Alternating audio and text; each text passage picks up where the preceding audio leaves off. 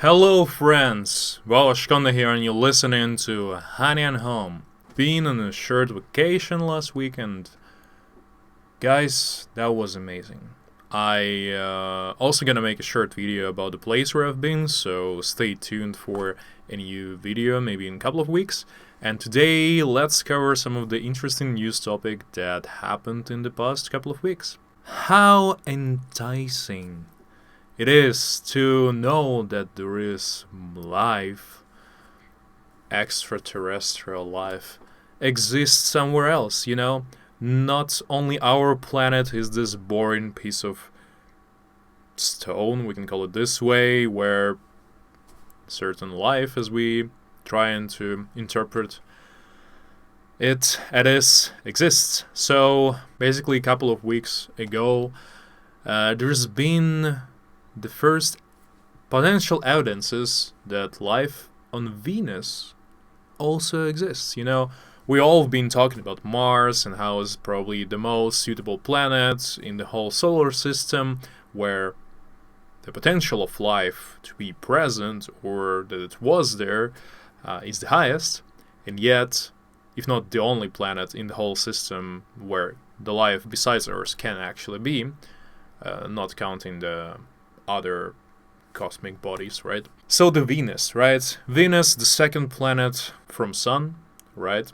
And it's all known for having a really gazy atmosphere and being quite hot. Not, of course, as hot as Mercury, but it's still quite hard for species like us to comfortably live there. So the evidence of life that was found on Venus recently is related to the specific gas that was found on the planet. So now scientists may assume that usually the gases like this in our known story of science and how we know it exists, it actually relates usually to being produced by the biological species of what we would consider to be.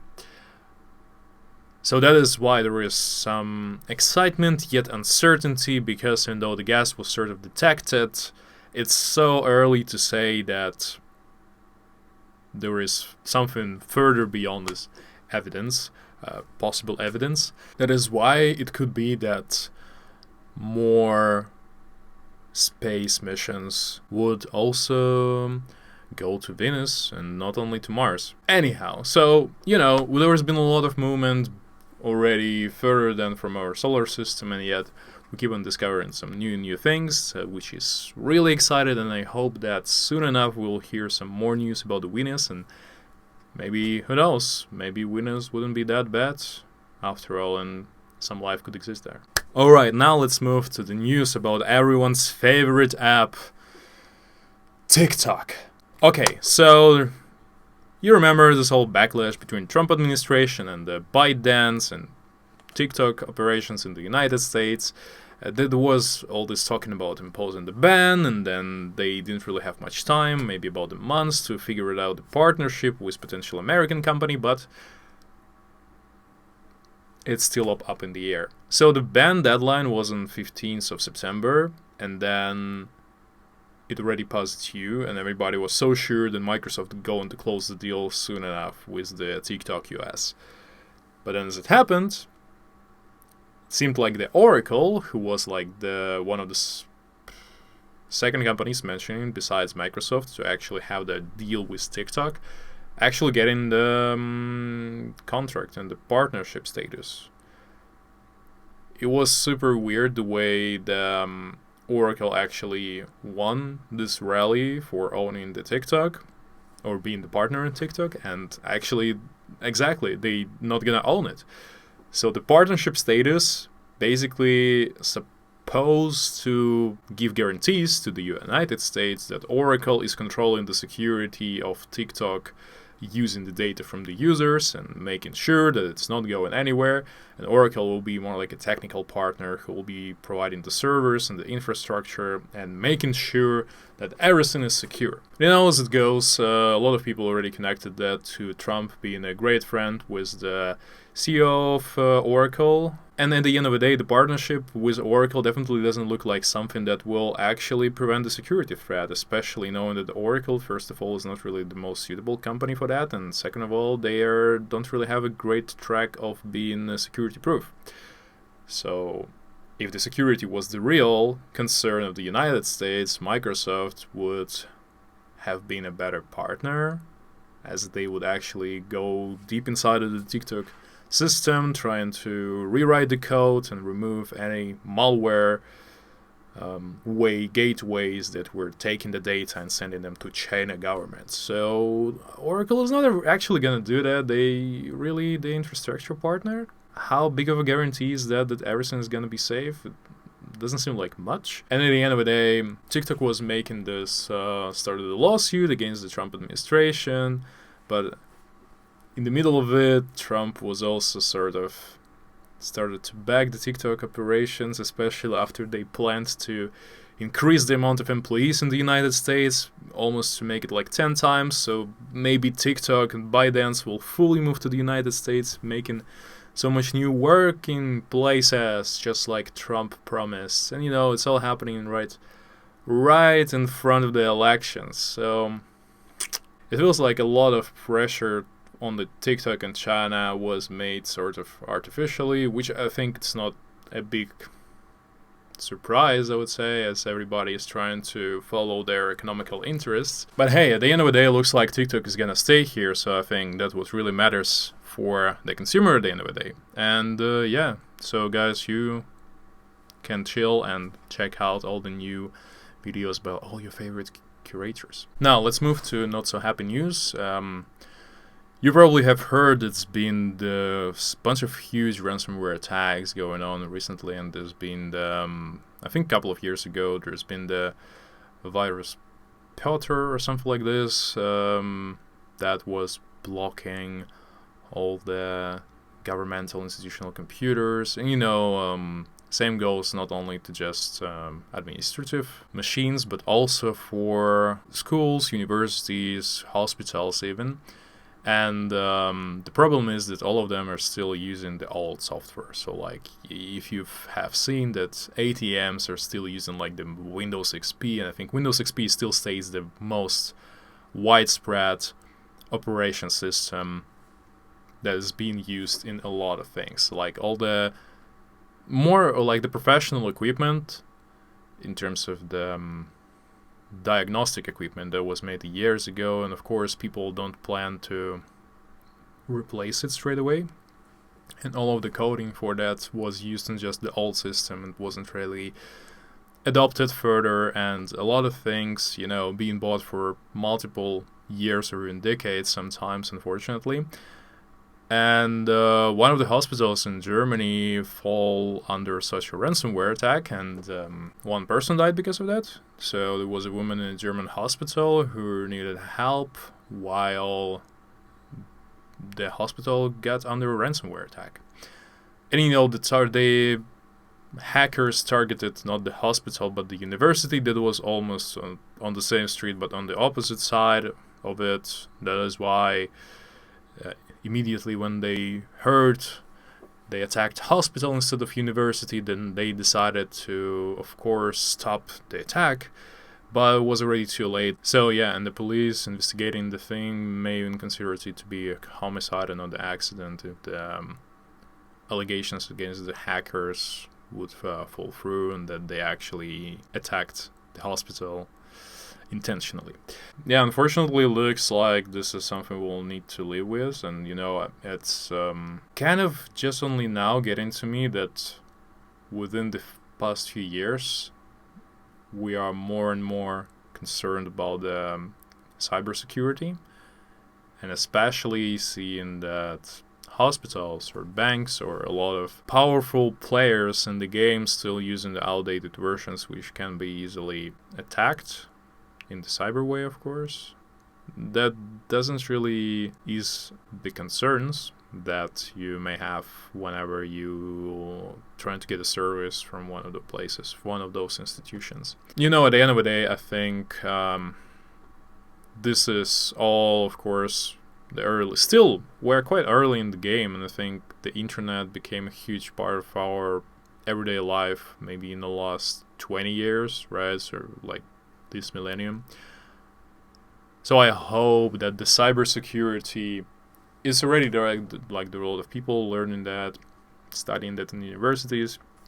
So I hope that more and more eyes would be turned in order to improve the security and to make sure that these things don't happen. And of course, committing crime is terrible, and I would rather see the hackers trying to do something more ethical and better for the society and our humanity advancement, rather than trying to get a quick buck by targeting the old operations systems of the universities. Alright, and now the last. Oscars revealed the new rules that would basically make the diversity and one of the main criteria for a film to win a Film of the Year award. And I know there's been a lot of buzz around it when it was first revealed, and I know that a lot of people felt really bad about it at first, but in reality I think if you've been looking at the films throughout the years and how the way the Oscars were distributed, in a lot of times those rules were kind of adhered to, and not necessarily, but they were not necessarily saying out loud that okay, this is what needs to happen. And I think it's just more we're living in such a time where the diversity and inclusivity is quite important for us to build an inclusive society, so everybody is a big part of it. And I think only once we all feel that we are all in this together, we can advance further to the egalitarian society. Because still, unfortunately, even after imposing such rules, there's been a lot of backlash around Oscars and people calling out, of course, the bullshit about such a decision, because why the diversity should matter if at the end of the day the best films, the best pictures should be awarded as the best product. And now that the white male actors, male directors, whatever, kind of the ones that are not being protected the most. You know, I've been hearing a lot of things about that, which I don't consider to be true. And my point of view in this is that, first of all, imposing such rules, it's not really gonna change anything straight up. And I personally don't feel like there is a single big project in Hollywood where those rules would not be sort of already in place. You know, I feel like a lot of crews already having people from different backgrounds, with different skin colors, and it is quite an okay thing to do. And especially now we're living in such a internationalized world that it's not a weird request or criteria to have. You know, like at the end of the day, Oscar is the American award, right? So after the BLM movement, after all this trying to changes in the society, and it could be a more structural change if this cries for help, for accepting the equality would be heard, and then use someone else. You know, of course we can scream as much as possible about the equal chance and stuff, but of course if like, you know, from the get-go, not everybody's getting the equal chance, it's hard to say. You know, for me, it's probably a bit difficult to speak on this topic because it is more of a problem that's presents within the American society, and this is their award, and this is the way they decided to tackle this problem, in a way that the biggest awards in the country decided to go this way and actually make an official guidelines to say, hey, if you are trying to choose your crew predominantly by choosing the people predominantly, I don't know, one race, whatever you call it, then yeah, we don't really want to support that. we want to say that, hey, people, it's not only goes about the race, right? It's also was mentioned that the people with sexual orientation as well, and also the disabled people, they should be like part of the crew or something like this, or have some time working in it, which are all the great things, you know. If just because of imposing these rules, it will help certain creators to find their way up to this level and then make for good art further, that's only gonna benefit everyone, right? That means that we'll have more perspectives, people from the other backgrounds working on the same film can make it a bit more spicy and interesting, right? I personally don't see anything bad in terms of trying to impose diversity. Like, I think it definitely goes beyond just the filmmaking. And of course, all the crews, all the sets, and all the studios, they all hire in people. And I think the whole rules and the devices, the guidelines about the diversity is are there to be not because of the art per se, but because of the studio being the workplaces, right? So I think the rules are applying for just every company, every big company, where they have already a huge amount of people working at. There should be already further diversity rather than a smaller team of, I don't know, like 15, 20 people, where of course you can also provide more diversity, but there is less room to be able to do it. You know, sometimes by adding more criteria to find a fitting person, it will be harder to find the person, right? So you probably, with a smaller team, you wouldn't look further than the skill set of the person and their attitude and their character. And then, of course, if you have power and time and the ability to add more criteria, you, of course, would love to have your team more diverse, because I think it's great when people coming from different backgrounds, more ideas can be brainstormed, more teams can be brought to the table, than rather if it would be the people with similar experiences trying to solve the similar problem. Of course, it could be great for the cohesion, but I think for a more idealistic place, the more diverse the group of people working on something, the potential of their work, their project in which they're working, to solve the bigger variety of the problem, I think is higher, because people would also introduce their perspectives and how people of their background would perceive this or that thing and how it may work or not work, and by adhering to their opinions and their thoughts on it, it can be just, you know, a better product overall. So yeah, I think that people, especially like Ukraine, Russia, were definitely overreacting towards those guidelines. I feel like it's not our problem, right? Yeah, people in our societies don't really, maybe not really feel this as a big problem, because we don't really have that big of a diversity in races. That is why this problem is not as sharp as many other problems that our societies are experiencing. That is why I think, from my perspective, just leave the people be and trying to figure out what is the better way for them to improve their society, rather than crying out loud about how unfair it is. We unfortunately live in the unfair world, and I feel better about people trying to do something about it in order to improve the situation, rather than staying passive and aggressive in the sense of being unhappy with all the moves people trying to make to solve the problems. Thank you very much for listening, and I hope you like this brief news digest, and I'll see you next time.